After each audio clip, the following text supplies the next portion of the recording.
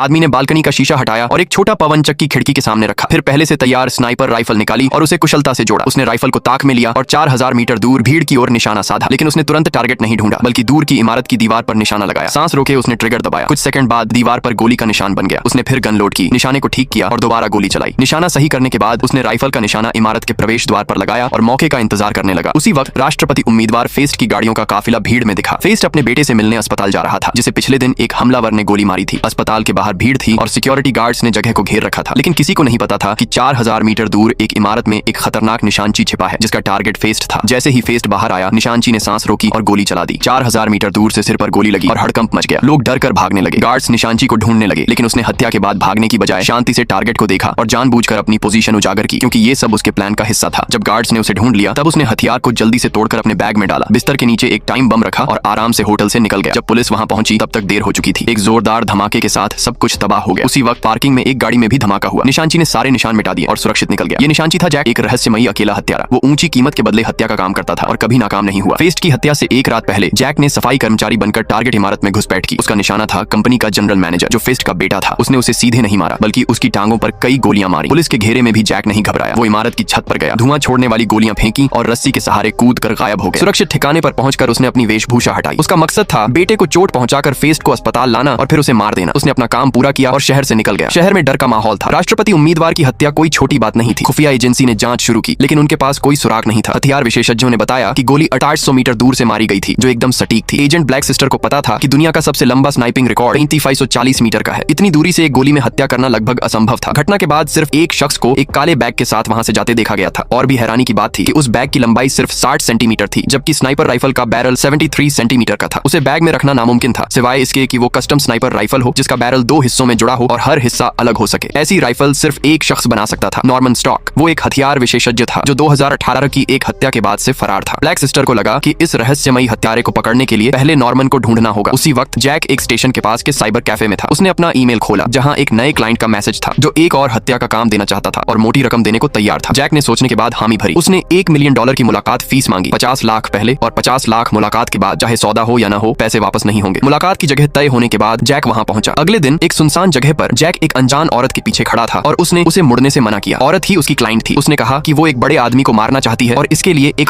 करोड़ देगी। लेकिन जब जैक ने उस आदमी का नाम सुना, उसने $1 अरब मांगे, आधा पहले और आधा काम होने के बाद। जाहिर है ये कोई साधारण टारगेट था। जितना मुश्किल टारगेट उतनी मोटी रकम। औरत सोच में पड़ गई। जैक की कीमत सुनकर डर गई, लेकिन जब वो मुड़ी, जैक गायब था। कुछ दिन बाद जैक अपने निजी बंगले में लौटा और अपनी पत्नी से मिला। प्यार भरे पलों के बाद उसने कंप्यूटर खोला और गुस्सा हो गया। पिछले काम की रकम नहीं मिली थी और क्लाइंट ने उसे ताने मारकर उकसाया था। जैक को यकीन था कि वो इसकी भारी कीमत चुकाएगा।